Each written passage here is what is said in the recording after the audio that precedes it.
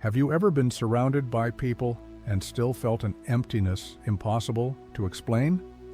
Carl Jung said that the most painful loneliness doesn't come from the absence of company, but from the absence of someone with whom we can truly be ourselves.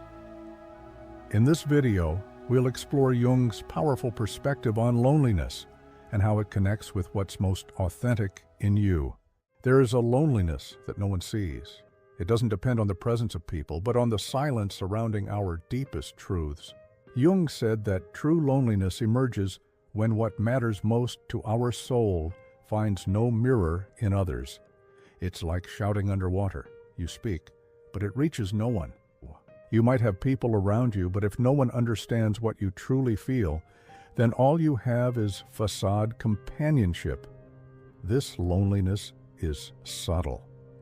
It hides between social laughter, family lunches, work meetings. You share bits of your day, but not what pulses at the center of your existence. It's when ideas that enlighten you seem too strange to say out loud.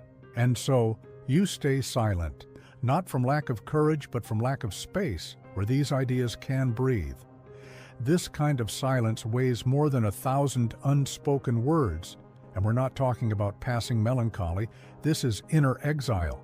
It's feeling that the whole world spins, but your orbit is different. Like when you watch a film that changes you inside, and when trying to comment, people only ask who the actor was, or when you realize something profound about life, and no one seems to notice. The pain isn't being alone. It's realizing that what's essential in you finds no echo. And this is where the real tension begins. Is it better to hide or to keep trying? Have you ever been in a crowded place and felt completely invisible? This isn't an exaggeration. It's one of modern life's greatest paradoxes. Because being surrounded isn't the same as being connected. Sometimes the price of social acceptance is silencing entire parts of who you are. And when you need to hide what you think, what you feel, what you intuit, company becomes a performance. You're there, but your essence was left outside the conversation. Society has built a theater where everyone acts. Automatic smiles, filtered opinions, safe phrases that don't bother anyone. But behind this, people are suffocating their most sincere ideas.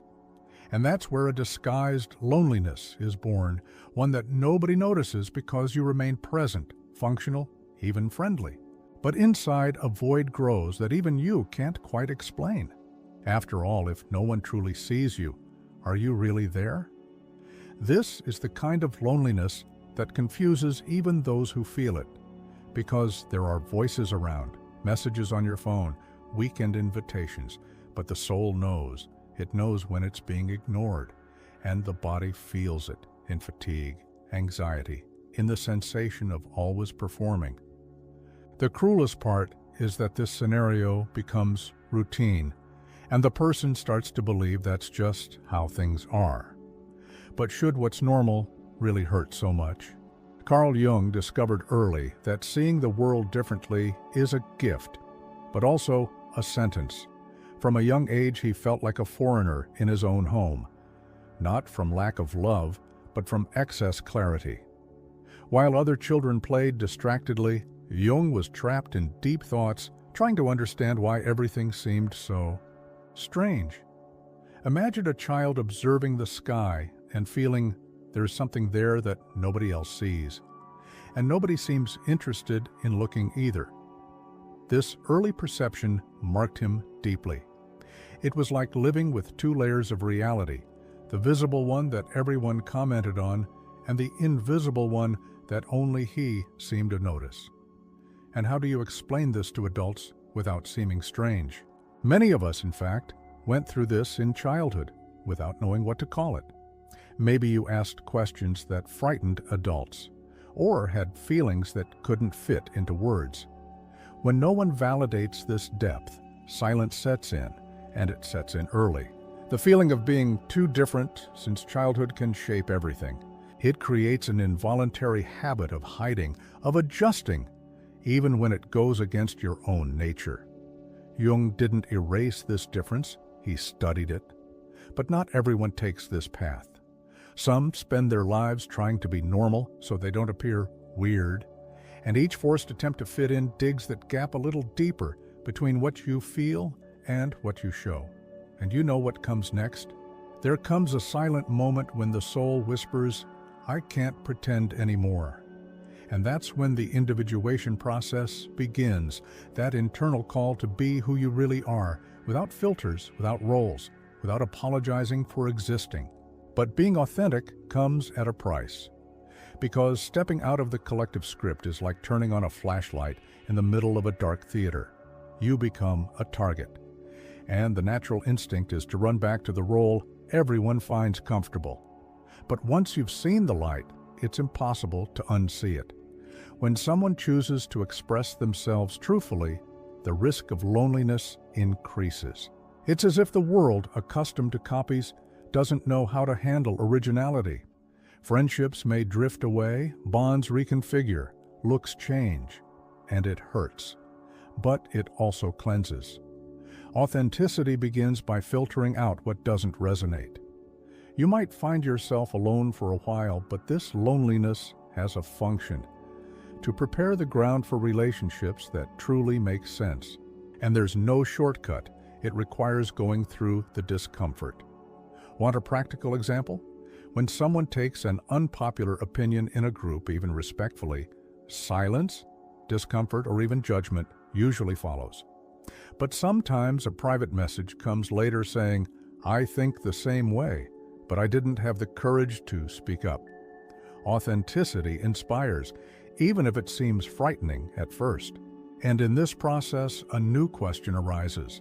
How do you sustain who you are without getting lost in the world's demands? How many times today alone have you caught yourself saying what others expected to hear, not what you really thought?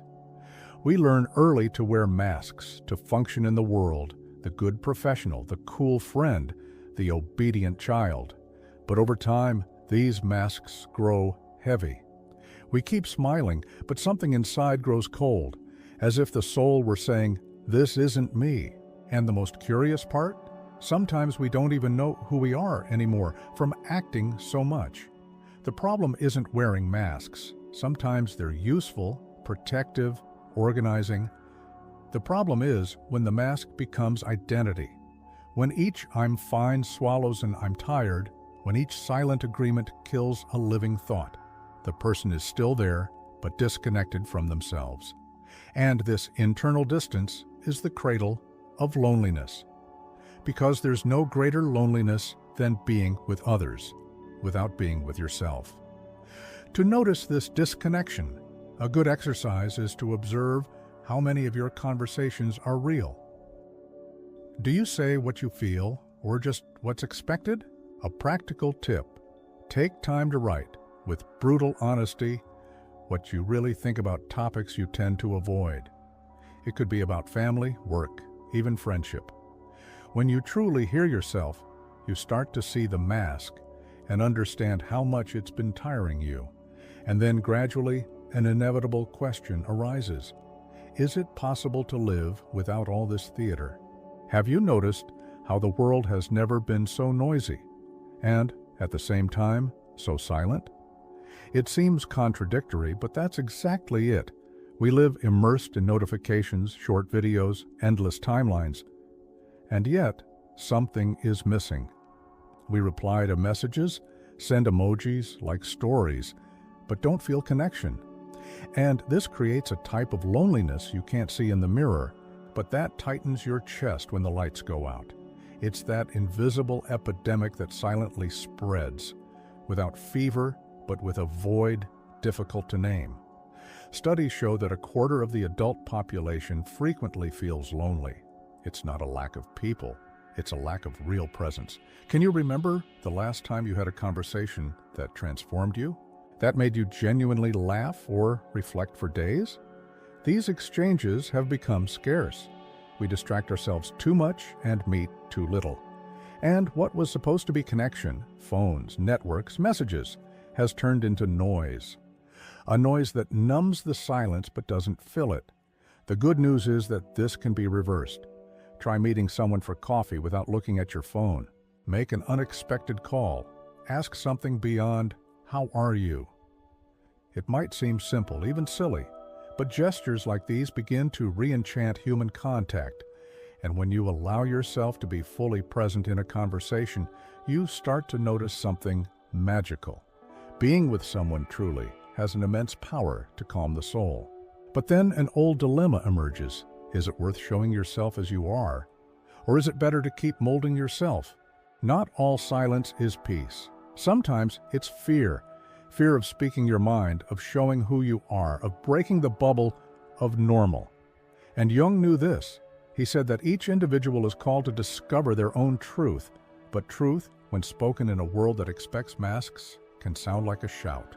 And it's at this moment that the impasse arises. Truly show yourself or continue in the social script, pretending everything is fine just to avoid feeling rejected. Many people choose conformity. It's easier, safer. You fit in, avoid conflicts, maintain the group. But inside, you begin to wither, like a flower that receives too much water but not enough sun. And this feeling of being out of your own place, even while being in a crowd, keeps growing, gets heavier. And the loneliness that comes from it isn't a lack of company. It's an excess of internal censorship. Now, what if you dared? Not impulsively, but gradually. A sincere thought expressed at a family lunch. A strange hobby proudly owned. A no said without guilt. These small expressions are keys that open doors to more authentic relationships. But of course, when you start this process, you might feel like you're losing something, and in fact, you are. You're losing the illusion of belonging and getting closer to a truer solitude. Have you ever considered that often loneliness is the best friend of your transformation? Not that loneliness imposed by the world, but the conscious choice to withdraw inward. Jung called this the inner retreat, a moment where, instead of fleeing the world, you return to yourself. And although it seems counterintuitive, this isolation is a kind of healing. It's not about abandoning the world, but reconnecting with your essence before moving on to the next step. Often external agitation, commitments, social pressures distance us from who we really are, and this creates a painful disconnection. But in the silence of a solitary walk, in the moment of introspection, you steal between one day and the next. There's something powerful. You hear your soul. You listen to what has always been inside you, but got lost in the world's noise. It's a time to rediscover courage, to stop demanding of yourself, and reconnect with what truly matters. This healing solitude isn't about escaping life, but learning to live with it in a more authentic way. Like an athlete who withdraws from the field to regain strength, you, by retreating, reclaim what was lost along the way. And when you feel ready, then yes, you can return to the world with renewed strength, more integrated and more authentic. This reconnection with yourself will open doors you never imagined. You know when you finally feel at home, not in the physical place, but with yourself? That's the power of authentic reconnection. When you start living according to who you are, without excuses or filters, something amazing happens. The right people begin to approach. No longer those who are only interested in what you can offer socially, but those who vibrate at the same frequency. The kind of person with whom you can be yourself without fear of judgment.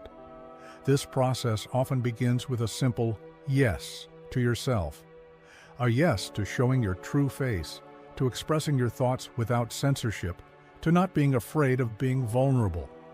Society tends to teach us that we need constant approval, a well-defined role.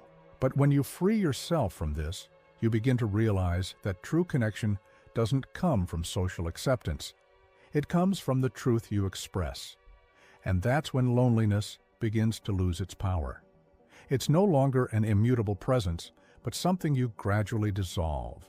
Loneliness stops being a weight and becomes a bridge to something deeper, genuine relationships, where people are there because they really connect with you, not with the filtered version of yourself that you felt the need to present.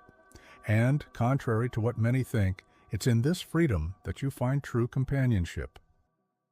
The cure for loneliness isn't seeking more company. In fact, it begins when you reconnect with your own essence, when you start being more honest with yourself.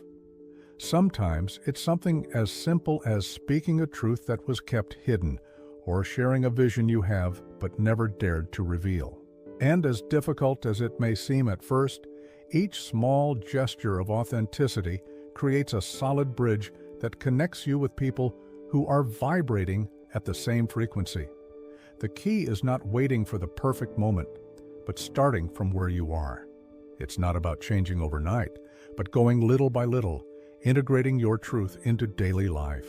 Say something sincere to a friend, share an idea you have, show a part of yourself that was hidden. These small acts of courage are more powerful than we imagine. They attract the right people to your path, those who really want to see who you are. And as you begin to express yourself more authentically, loneliness begins to dissipate. Not because you now have more friends, but because you're now connecting with what truly matters. When you act with truth, the energy you emanate is different, and this attracts deeper and more meaningful relationships. Loneliness dissolves as you reconcile with yourself. It's time to take the first step and change your relationship with loneliness. It's not simply about seeking more company, but reconnecting with your essence. How can you start? Say a truth you're afraid to share, or express something you've been keeping inside. Each small gesture of authenticity creates the bridge to deeper relationships. And remember, loneliness isn't a problem to be solved with more people, but with more of yourself. How have you been feeling about loneliness? Are you allowing yourself to be who you really are?